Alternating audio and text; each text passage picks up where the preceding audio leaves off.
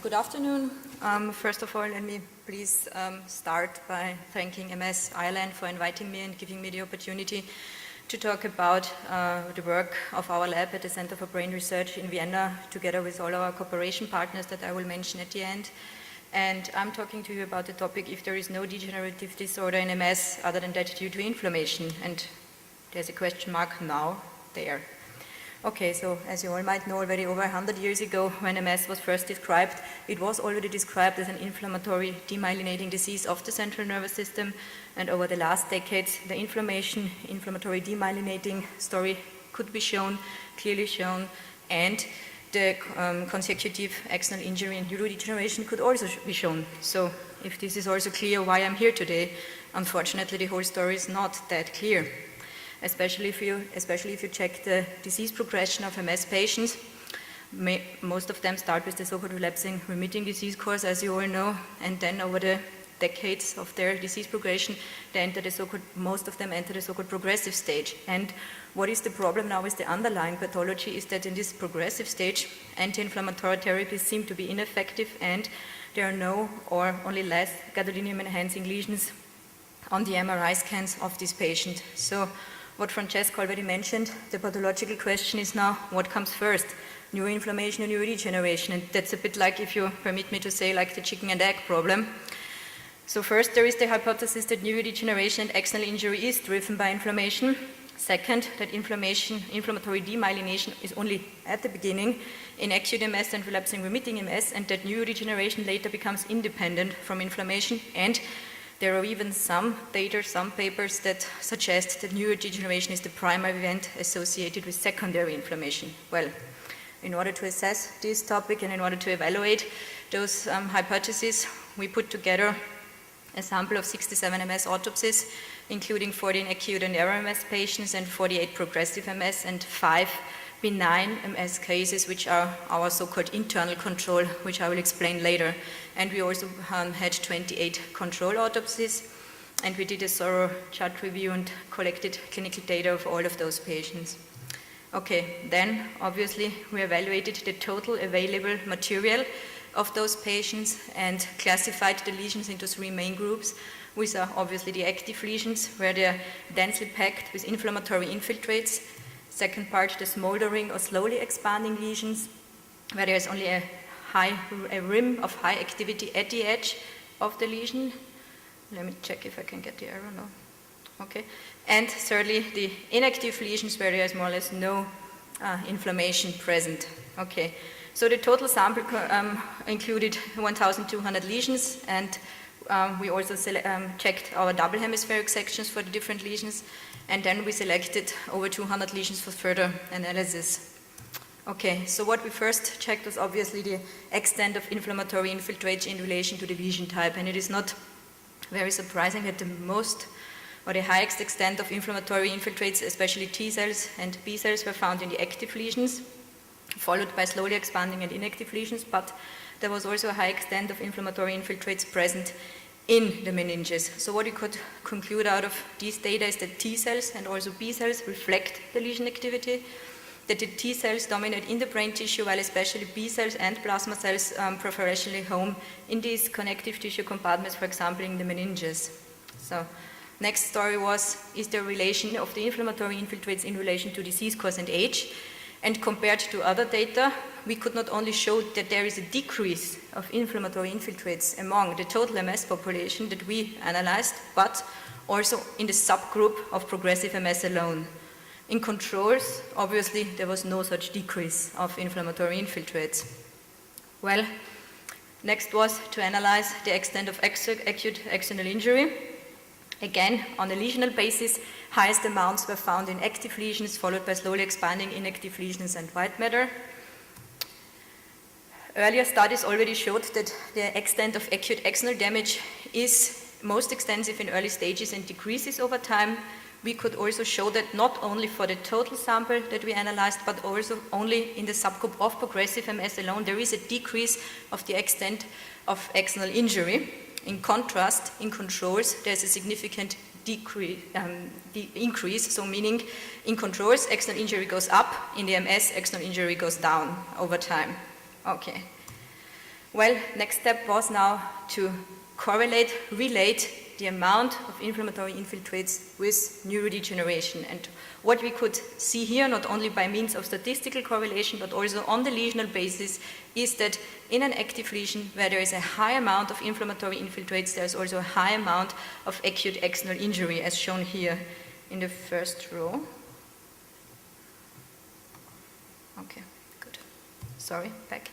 On the other side, second lesion type, slowly expanding lesion, you have this rim of activity at the edge, moderate T-cell infiltration, and then also a rim of acute external injury at the lesion edge.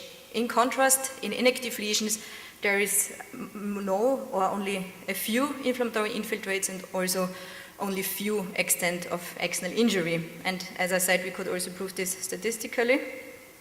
So what we analyzed in the next step was now the subgroup of our progressive MS cases alone, because this is obviously the group where this whole problem with the neurodegeneration, neuroinflammation story started. And what we could find is that we have two distinct groups among the progressive MS cases. There's the one group which are the significantly older patients with a longer disease duration, where it seems to be a very inactive and late disease stage with only inactive lesions. And on the other hand side, we have what we call active progressive disease, where there are still active and slowly expanding lesions present.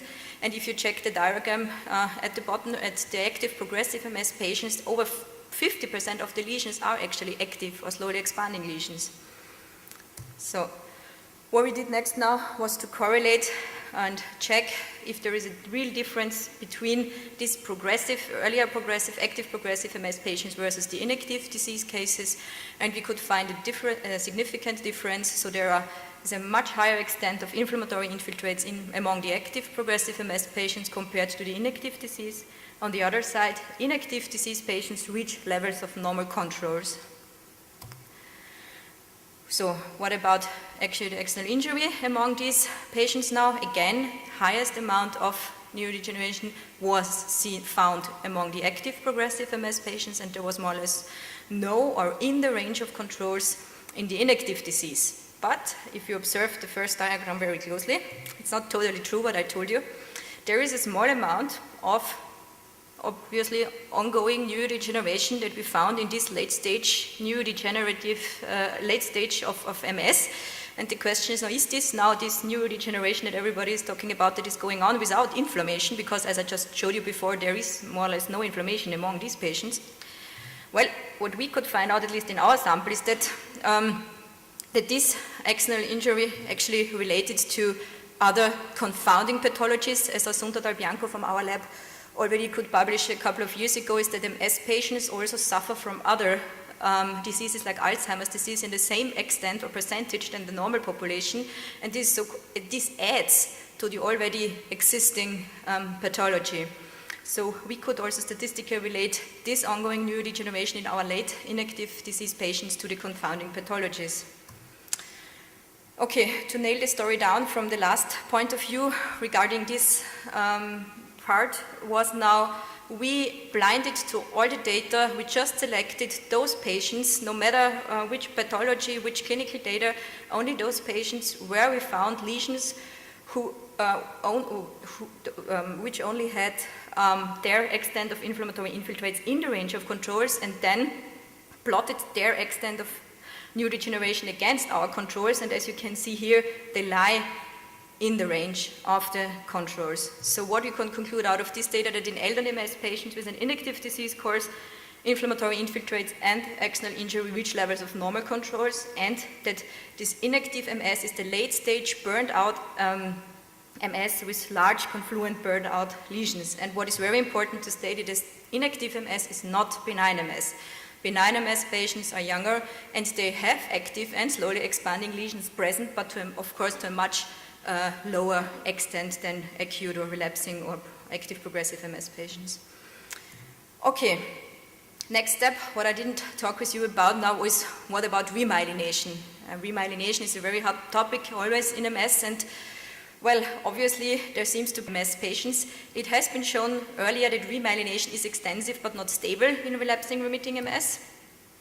So the first step that we did out of the pooled data that we pooled with the Mayo Clinic, we analyzed a couple of 2,000 MS lesions and plotted them, the extent, the probability of these lesions against the disease duration. And what you can see here is that, fitting to the data I just showed you, that the active lesions are mainly present at the very beginning, but the smoldering lesions, which are also a subgroup of active lesions, are mainly present in the active progressive phase, meaning after 20-25 years of disease duration. And the shadow plaques, which are the remyelinated lesions, are present from the beginning, but actually have their peak in the late stages of the MS. So it seems that stable remyelination is only seen in chronic and late MS stages.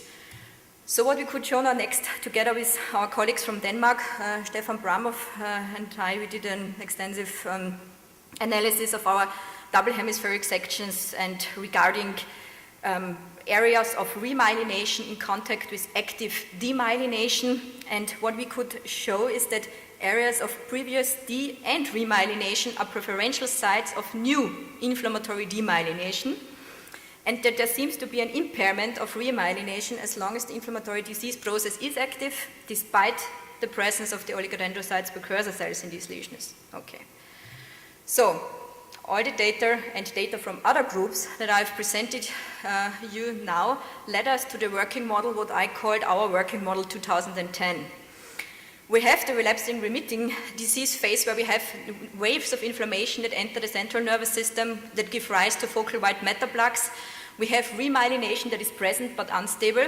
Then, over the time course, when patients enter the secondary progressive MS stage, we have compartmentalized inflammation, we have diffuse white matter injury, cortical demyelination, and we have this battle between remyelination and slowly expanding demyelination. And then at the end, we have the burned out disease stage when only MS unrelated neurodegeneration is going on, and there are confounding pathologies present, for example, like Alzheimer's disease. Okay, so the question is, can I stop now? Unfortunately not. I told you now active tissue injury in an MS is associated with inflammation. Okay, great. But I didn't tell you much about tissue injury in MS, so how is this really going on now with the inflammation? Well, there are different types of tissue injury discussed and published and more or less proven in MS, and some of them I've already told you, so here is the overview about it. So there is demyelination, obviously, and loss of oligodendrocytes. We have axonal injury where the thin axons are more prone to it than the thick axons. We have impairment of remyelination despite the presence of the oligodendrocytes precursor cells. We have loss of astrocyte polarity, you know this whole aquaporin 4 story. We have moderate neuronal loss, and we also have this hypoxia-like tissue injury, especially in the fulminant lesions that were getting to be known as the Lucinetti pattern 3 lesions. Okay, so let's go into the detail about it a bit. So one of the highly analyzed and published tissue injury possible mechanisms are the radical-mediated mitochondrial tissue injury. And there has been shown that mitochondrial injury and the subsequent energy failure seems to be a major factor in tissue injury, and that especially in active lesions there is an alteration of mitochondrial respiratory chain proteins and mitochondrial DNA. But since Don Mahat is here and will talk immediately after me, he can explain all this to you in a much better way than I ever can. So I will just show you what we did with this story. And this is, okay, we think active tissue injury in MS is associated with inflammation. Good, this is what we believe. So how does this whole mitochondrial story fit into this? Well, it has been published not only for MS, but for other inflammatory situations that free radicals seem to be produced by activated microglial macrophages and that they drive mitochondrial injury. Good. Mitochondrial proteins and DNA seem to be highly vulnerable to this oxidative damage, and our approach was now, do we find oxidative damage or signs of oxidative damage in MS lesions? And this is what Lukas Heider from our group did.